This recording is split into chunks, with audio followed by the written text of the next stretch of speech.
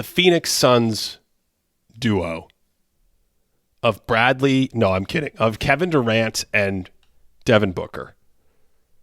Those guys are very good. You have them number 4? Yep, I have them number 4 on my list. Here's the thing about Durant and Booker as a duo that I love so much. They have these complementary skills where the shooting and the off-ball game can go both directions. So Booker can drive and draw defense and kick it and set up Durant. And Durant can not only make these shots, but he has this incredibly high release point, as we all know about. So that means if a defender slides only a little bit off of Durant to help in Booker's driving lane, he can kick it to Durant. Durant can catch it and shoot it without much space, and it's still a comfortable shot that he's basically created for him. In the other direction, Durant can have the ball. He can draw defensive attention. He can shoot it to Booker. And not only can Booker take the shot himself from the outside as an elite three-point shooter, I think he's 43 or 45% on the season as of right now. But the other thing that Booker can do is he can attack the closeout really, really well. And so it's like if Durant gets a little space, he can shoot. If Booker gets a little space and they move the defense toward Durant, Booker can then catch it and go right away.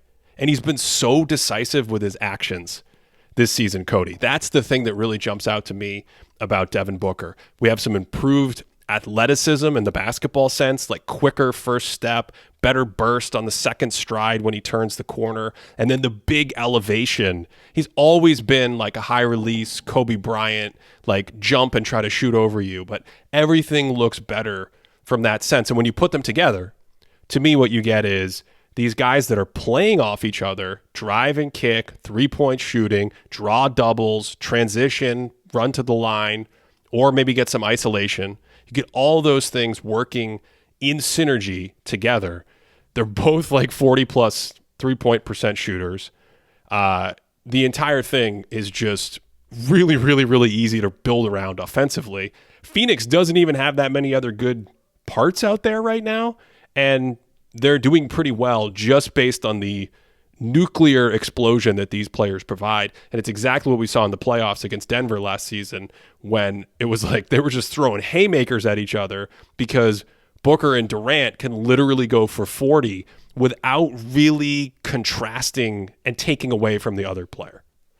Yeah, that was beautiful, Ben. You nailed that. The only thing I have to add is Todd Whitehead on X, the website formerly known as Twitter, has this great little graphic where he tweeted out. He posted. I'm going to keep saying tweeted out because saying posted out. Whatever. He tweeted. Yeah. He tweeted out this little chart basically that shows the release height of different NBA players in the league, and I think Kevin Durant has the second highest release point in the NBA at like 9 foot. It looks around 9'7" and I think Victor Wembanyama is literally the only player on this chart that has a higher release point. So I just wanted to add to that. It's a really cool graphic if you want to check that out. Yeah, that is a really fun graphic. We should also point out that what did we say Booker was shooting? 43% from three? I don't know. Yeah, no, he's been fantastic this year shooting the basketball. Durant obviously is one of the great shooters we've seen. And Phoenix in 400 minutes with these guys on the court 180 minutes with these guys on the court is plus 6.5. And when they go to the bench for 130 minutes, they're being outscored by 22 points per 100 possessions. Very, very small sample size. Very, very small sample size. But I just think that's reflective of what we've seen in the beginning of the year. Those numbers will probably regress down and normalize a little bit. But I would not be surprised if we saw a big footprint from them because they are both playing at an extremely high level. I do think that Durant has seen a bit of a dip in his efficiency during the playoffs the last couple seasons. That would be one of the only things that really gives me pause from bumping them up a couple of spots here.